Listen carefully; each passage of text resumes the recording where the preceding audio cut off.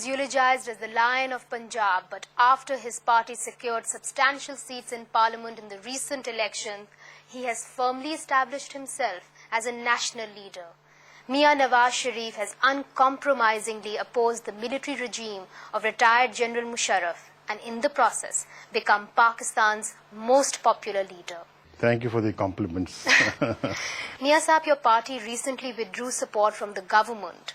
Many say that there were other reasons apart from the judges issue as to why you could not see yourself working with the Pakistan People's Party. What were they?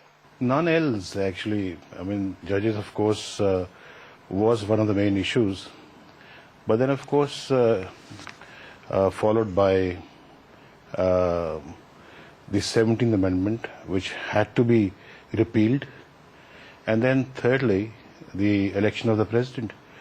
And for that, we decided that there should be a consensus candidate. If we're able to repeal the 17th Amendment, then a People's Party can field the candidate. Otherwise, there will have to be a consensus candidate and above party politics, non-partisan personality. Do you think that after Asif Ali Zardari becomes president, he will give up the powers of the 17th Amendment? He should, as a matter of fact, because this is also mentioned in the Charter of Democracy that I signed together with Mohtarama Benazir Bhutto 3 years ago. And I think that document must be respected by her own party. There are people who say that also you were wanting not to give General Musharraf indemnity, and that's one of the reasons that the talks with Asif Zardari failed. Is that true? This matter came up, but after the resignation of Musharraf.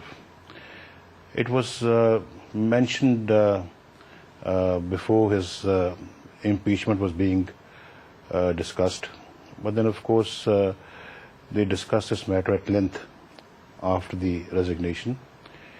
And we felt very strongly on this issue. We felt that, well, I have no personal animosity, no personal vendetta against General Musharraf. Frankly, despite all that he's done to me and my family and also the party, I hold nothing against him personally. But to indemnify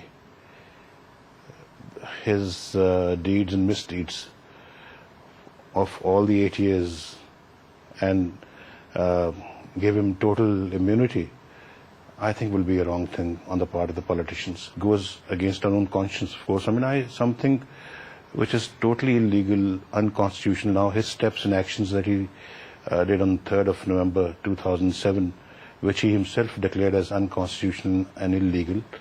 How can we declare them legal and constitutional? By giving indemnity in the Constitution. I mean, the thing is that there are two different kind of indemnities. One is that to hold them accountable. That, of course, everybody agrees in this country. But then to give him indemnity by the Parliament and make it part of the Constitution, that we cannot do. And that is something that is on the cards? It was on the cards when we met him. It is very much alive. They still insist on that. Many see Iftikhar Chaudhry as having become too controversial. Some say that he's also become very political. Why are you insisting on his reinstatement? Couldn't you have devised a formula with the Pakistan People's Party that was more on the principles of the independence of the judiciary rather than on a personality? This is the principle. We're not doing it for any person or any individual. It is a matter of principle. And if we give up this principle, then I think we should better give up democracy in this country. We should say, no, democracy is not the kind of system that should be practiced in this country. So my stand is for the institution of judiciary, for the independence of judiciary. I don't know Iftikhar Chaudhry personally. I've never spoken to him. I've never said hello to him on the phone. I've never met him. I've never spoken to him person to person. I am struggling for the sanctity of the independence of judiciary. But Mia Sahib, at least 10 of those judges have taken oath under this government. How do you respond to something like that? You are fighting a cause, but for the people that you're fighting the cause have gone ahead and taken oath. For this, I hold People's Party's government responsible. I think they are now trying to divide the judges. They are trying to create a rift among the judges. And I think this also amounts to recognizing the steps taken by Mr. Musharraf on the 3rd of November 2007. So which means that they are acknowledging the fact that those steps were in the right direction. And then they are not being reinstated, these judges. They are not being restored. They are being given fresh oath of office, which is absolutely wrong. We don't accept that. The lawyers community doesn't accept that.